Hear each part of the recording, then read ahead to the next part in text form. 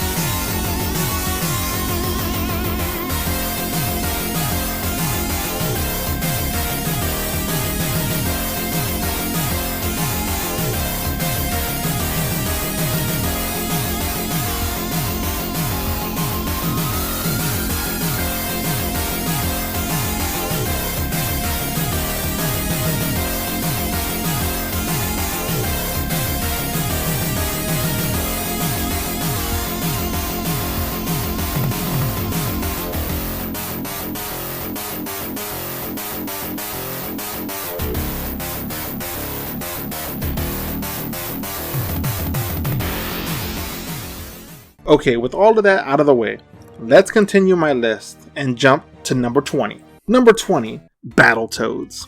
Yes, the Battletoads are finally back with this new release, and you know what? It's pretty damn good. Honestly, I'm not a fan of the art style. It reminds me of how crappy and cheaply modern cartoons are drawn, but I suppose that's appropriate for the time period. But if you can get past the art style, the visuals are clean and crisp, the beat 'em up gameplay is spot on, fast and frantic combat with a nice variety when it comes to the moveset. Being able to switch your Battletoads on the fly is awesome and a must if you want to stay alive. Battletoads feels like you're on speed because there is no time to slow down and take it easy. You gotta keep moving, and if you can't, you will get your ass handed to you. Battletoads is fun by yourself, but as with many beat 'em ups, it's always better with friends. And like the visuals, I was afraid I was going to hate the humor. But man, you know what? It's funny. That was very refreshing and unexpected. I think a lot of gamers slept on Battletoads, and that's a shame. You don't want to miss out on this game, especially if you crave old school gaming. We don't get enough beat 'em ups anymore, but I'm glad we have this one. 19. Nier Automata. Nier Automata came out of nowhere. While originally a PS4 game, it was later released onto the Xbox One as Nier Automata Become as a God Edition. And damn, this is a must play if you crave fast hack and slash gameplay. And I hope I'm saying the name correctly. I'm still not sure if I'm saying it correctly, and if I'm saying the name wrong, please forgive me. For me, Nier Automata was a palate cleanser after playing God of War on the PS4. I was so disappointed on how they ruined that series, but luckily Nier Automata was here to give me the hack and slash gameplay I crave. But gameplay isn't typical at all. Along with your melee weapons, you have guns as well. And also, while this is a hack and slasher, it has other types of gameplays mixed in as well, such as shoot 'em ups and role playing. Nier Automata feels like Devil May Cry, mixed with Bayonetta, with a dash of old school shmups thrown in. Now that is an awesome combination. I've never played anything like this, and damn does it deserve every bit of praise it got. And plus for me, 2B has reached legendary status when it comes to video game characters. She is instantly recognizable. She needs to be added to Smash ASAP. I still haven't gone through the game completely, and I really need to, but it's hard to keep up with games when so many are released now. But the fact that I've only played for a short amount of time, and I love it as much, should tell you how awesome that Nier Automata is. In fact, I need to go back to it already. 18. Destiny 2. Here is a game that continues to grow and only gets better and better. Destiny has come a long way, and while the base game of Destiny was fun, it was just seriously lacking content. But the veterans at Bungie have taken Destiny from a disappointment with potential to a truly legendary game with Destiny 2. That is what we wanted with the first Destiny on day one. It's just a shame it didn't happen. But we have the game we wanted now. There is so much content here, it's almost feels scary, and it feels like a barrier for new players. But don't let that happen. Just jump in and start exploring the galaxy, all while blasting enemies solo or with a buddy.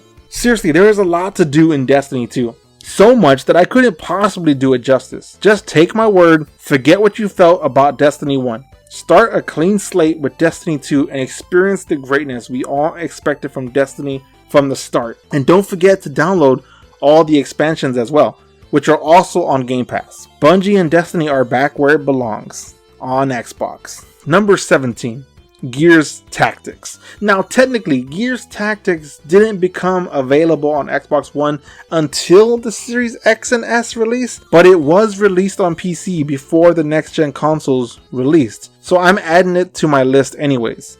My video, my list, my rules. Gears Tactics is what you get when you combine Gears of War with XCOM. And you know what? It works beautifully. And if you remember what I said about the new cast in Gears 4 in my last video, I'm happy to say the new characters Gabriel Diaz and Sid Redburn are great and feel right at home in the Gears universe. Again, while visuals may look just like the Gears we expect, the game plays like XCOM. It is a turn-based strategy game where you need to carefully position your squad in strategic locations to be able to successfully complete each mission. With each successful mission, your squad will level up and you will earn new weapons and armor, and etc. You really need to plan your movement carefully because just like XCOM, there is a permadeath system. So take your time and plan out your strategy. Like most Xbox games, people seem to try to underplay it and discredit Gears Tactics. But forget all that shit, just give it a shot. It is so freaking good. And I expect sequels for this spin-off series. Number 16. Halo Wars 2. The theme for Xbox One games is that they are awesome, but people didn't give them enough credit because they aren't third-person over-the-shoulder action-adventure games with hours upon hours of cutscenes. It seems like people nowadays just don't like it when a game tries to be a fun game anymore. Halo Wars 2 is a really fun game, and it continues to try to make RTSs on consoles work. And while yes, it is no StarCraft, Halo Wars 2 does a damn good job making an RTS on consoles feel like it belongs there. The story here is actually pretty damn good, and I think that's because we finally have another worthy foe to fight, and that's the Banished. They are pretty similar to the Covenant, but they are just much more brutal and violent. I can't wait to fight these guys in Halo Infinite. But when it comes to Halo Wars 2, presentation is spot on. Beautiful graphics and cutscenes, interesting story, and most of all, fun gameplay. Halo really does work as an RTS. It's just a shame more Halo fans don't hop on board. The campaign is pretty meaty.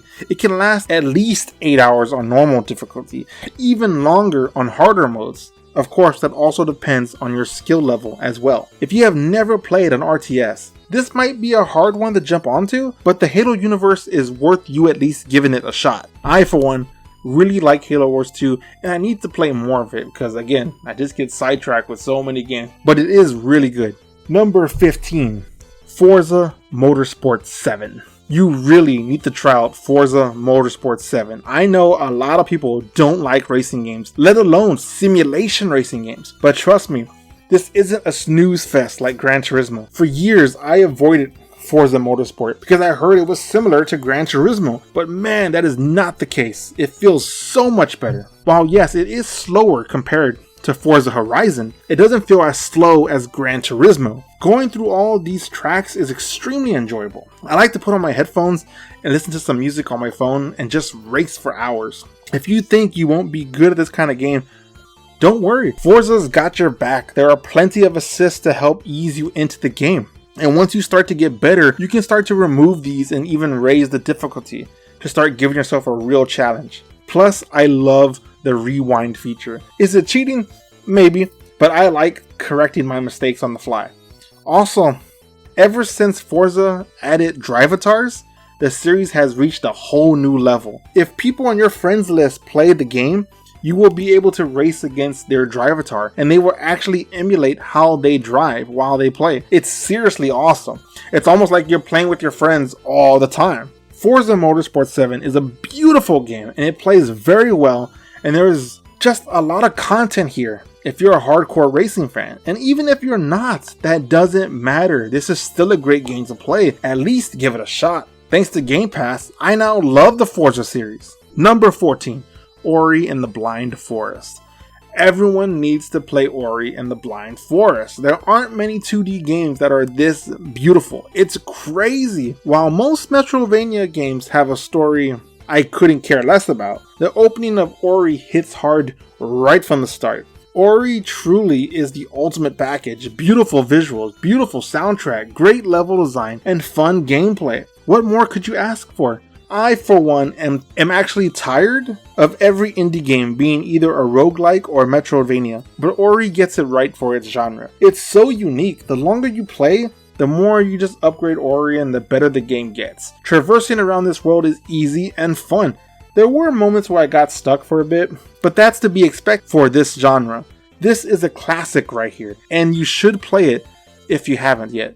Number 13, The Outer Worlds. The Outer Worlds is like Fallout, only better. If you like New Vegas, you'll love The Outer Worlds because it's made by the same developers, Obsidian. It's an open world RPG where you can literally play as someone stupid and actually use that to your advantage. It's that crazy when it comes to freedom in this game. Now, I admit, I haven't been able to put a whole lot of time into this game, but if you like games like Fallout New Vegas, then The Outer Worlds should feel very familiar to you. The game feels like a Bethesda game, but more polished. The writing is spot on as well, and I have to say, I love the freedom you get here. I don't feel restricted at all when it comes to my actions or my choices.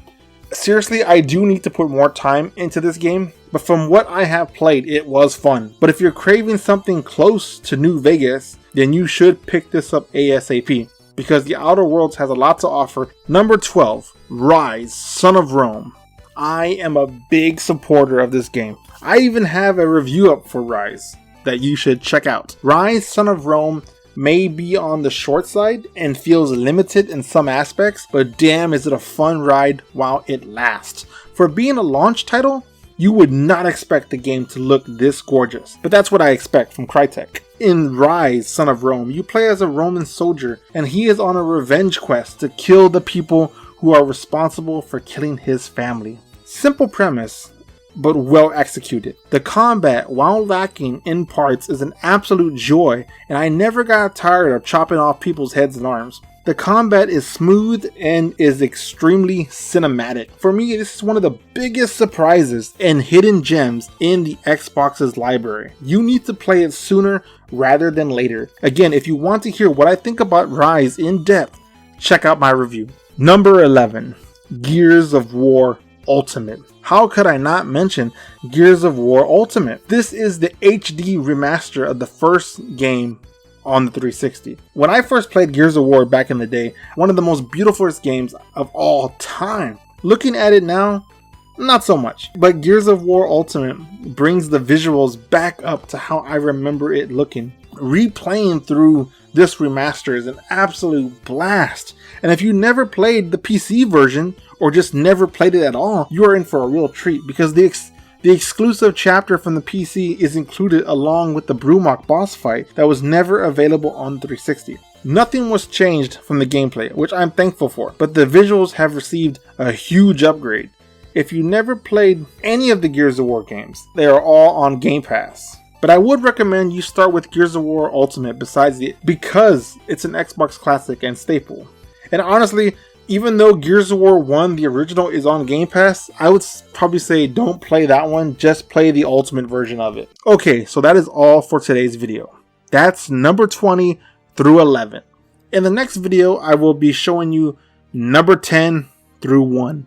The Xbox One had a lot of awesome games released during its life, and it's a shame a lot of people didn't get to experience all these games. Hopefully that will change with this new generation, and Game Pass makes it even easier than ever to play all these games without having to go out and buy all of them. I hope you enjoyed part 2 of the top 30 Xbox One games to play on Game Pass if you're new to Xbox. I hope to see you back in the next video for the top 10 games. Please make sure to leave a like and share the video around if you enjoyed it. If you want to see more content, make sure to subscribe. And if you want to chat or see what I'm up to, follow me on Twitter. I'm usually on there a lot. So until next time, enjoy your new Xbox, explore Game Pass, and as always, keep on gaming, gamers. Bye!